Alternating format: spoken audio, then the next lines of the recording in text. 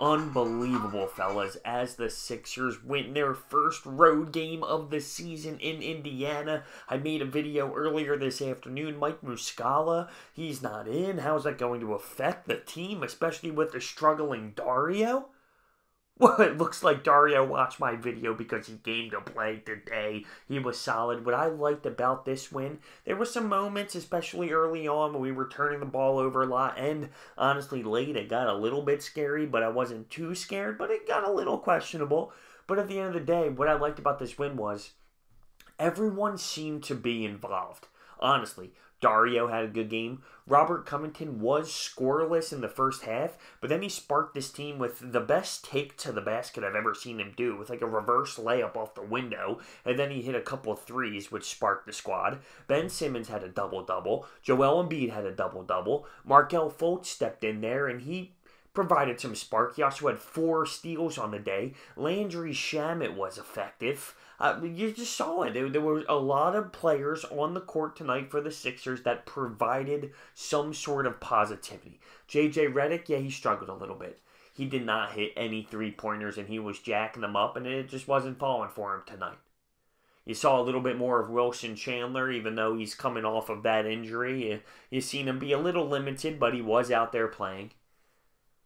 But I liked what I saw going into an away building. You know that Brett Brown was so disappointed with that Brooklyn Nets loss that this was a serious focus. Because there's sometimes where teams lose a game and you come out and say, you play 82 games. Sometimes you have a stinker. Sometimes you just don't have it. But that's not what the Brooklyn Nets loss was. That was, I am so disappointed in you. You better come out and play and be ready to go next time, because that was unacceptable. It wasn't it's a stinker, it happens. And you saw that with the mentality of this basketball team, especially early on when they just came out firing. Now you look at the Indiana Pacers. Victor Oladipo was very solid. He had 24 at half. He ended up with 36. He was unreal.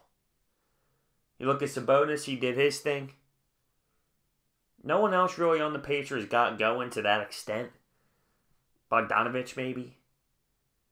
But Victor Oladipo, especially in the first half, was why that team was even in it.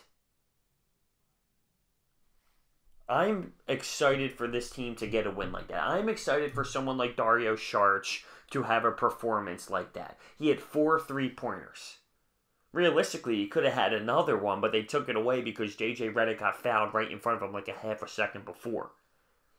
I even think he left some points on the board. There were a couple plays. One was a layup he missed. There was one where he was going to the basket kind of slow, and he ended up getting blocked. It's funny because at one point in this basketball game, watching Dario, I'm thinking to myself, damn, why can't he just get going? Like, it wasn't solid the entire time. Early in this game, he hit 1 3. He was mildly successful in the first couple shots there. And then he went on a cold streak, a couple missed threes. Then he got a shot blocked. Then he went off.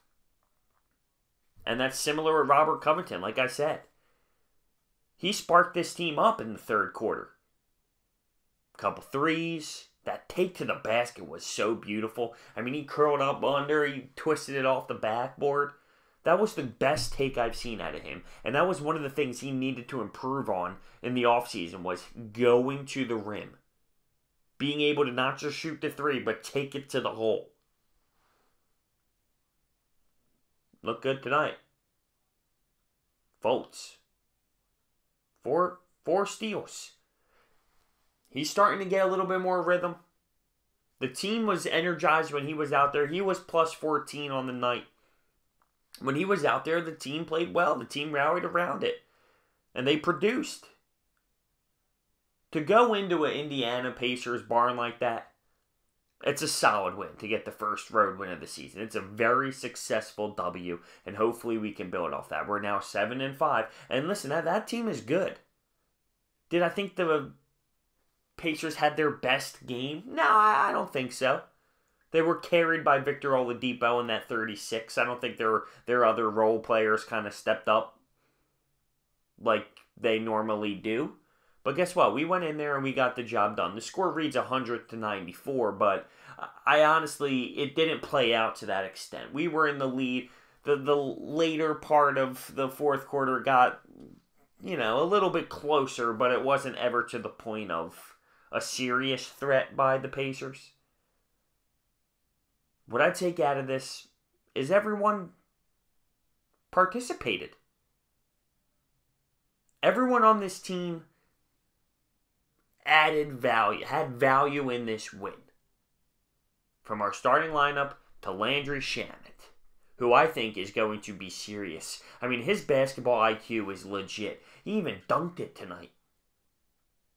I absolutely love what I'm seeing out of Landry Shamet. He's not afraid to shoot. We all knew that, though, with him coming in. But some of the other things, it's off the ball, off the ball, the way he moves without the basketball. Even when he has it and he pump fakes, he had a jab step on Oladipo early in this first quarter. He made Oladipo look silly. It just gives him enough room. Bang, it's a three. It's the little things. I'm stoked. I'm pumped.